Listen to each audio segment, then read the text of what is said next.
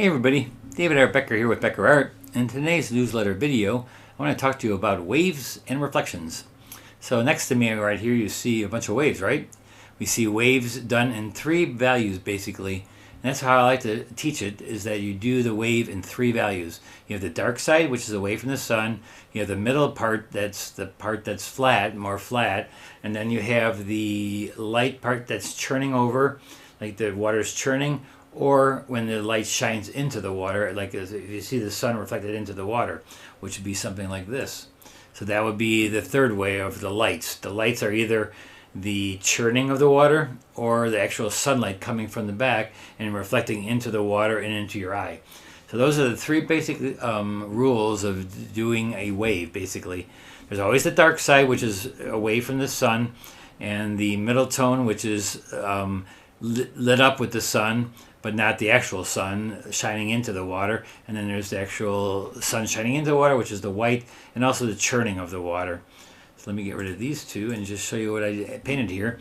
Just show you how I will do this weekend, or this Thursday, we're doing a paint along where I'm doing an ocean, and very close to this, but with different colors, because the water doesn't have to be blue. It's only blue when the sky is blue, and if it's overcast, it could be gray, because it's the gray in the sky. So whatever's in the sky color will be in the water, and also sometimes what's underneath the water, especially if you have clean water, like in here.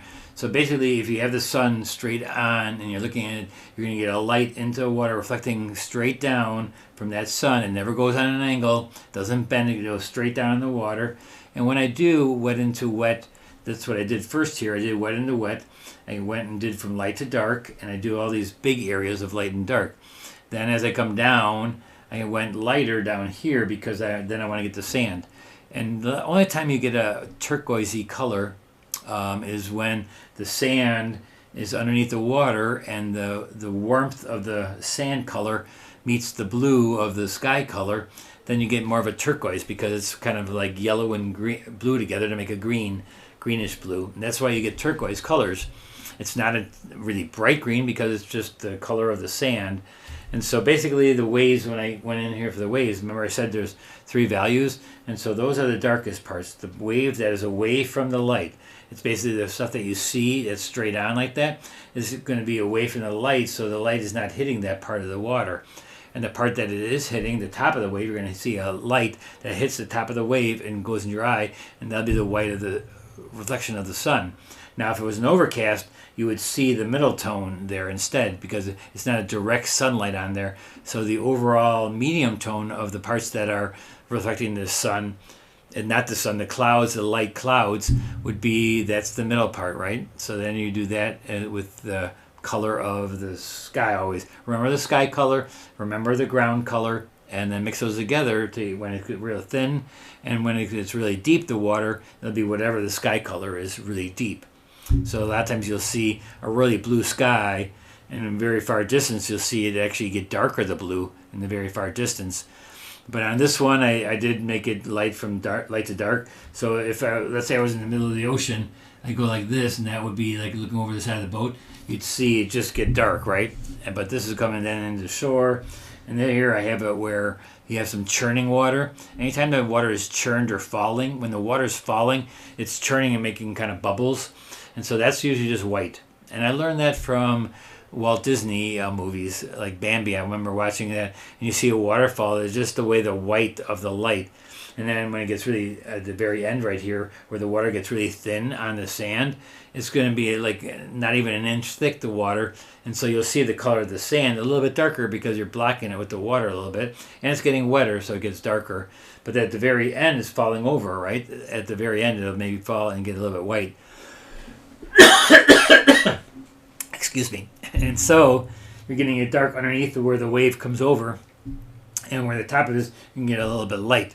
So this Thursday we're doing a painting that's kind of close to this kind of style, and so practice this for yourself, not on a painting, but just practice doing waves. And actually go on Google images and maybe just look up waves and just see if you can't do a large area of waves on a sheet of paper.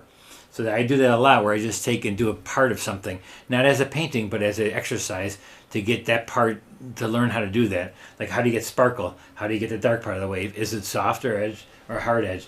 What I like to do to get it soft sometimes is I take a hake brush, which is a goat hair brush, and I go over it when it's still a little damp and not totally wet, but damp, and I take it across it, and it will soften the edge a little bit. I don't make it wet though. Don't make your hake brush wet. Just make it soft, and it will soften up your edges. Let me just give you an idea of what I'm talking about. So if I take my brush, excuse me, and let's say I just put a dark wave right here, and make it wet, and let's say I make a dark wave here. I know this is on a sheet of paper, but this is just practice anyways. So let's say I did this wave right up in front here. And a hake brush, you can soften edges. While it's wet, you take it and you just brush across it. It's got to be dry, your hake brush, and it just basically softens the edges. And sometimes it's really wet, of course, it'll blend it all together. But what it does is it softens the edges. Now I didn't use enough paint there. It was a little bit too wet, and so I'm going in and show you again. So if I do this again with a darker wash, I can make these waves that are really dark, I can make them soft edge with a hake brush. It's just a technique I learned from an artist in New Zealand, I think. I forgot the person's name, unfortunately. So what I do is I just take a hake brush and back and forth. See how it softens it? It softens it and makes it soft edged. And that's another way of doing a soft edge when you don't have the water thick enough, the water being enough to soften it by itself. You can take a hake brush and just wisp it across the paper to make it soft again. All right, so have fun practicing doing waves, and because we're doing one on Thursday for our paint along. All right, so we'll see you on Thursday, and you'll get the image on my website. All right, thanks a lot. Bye-bye.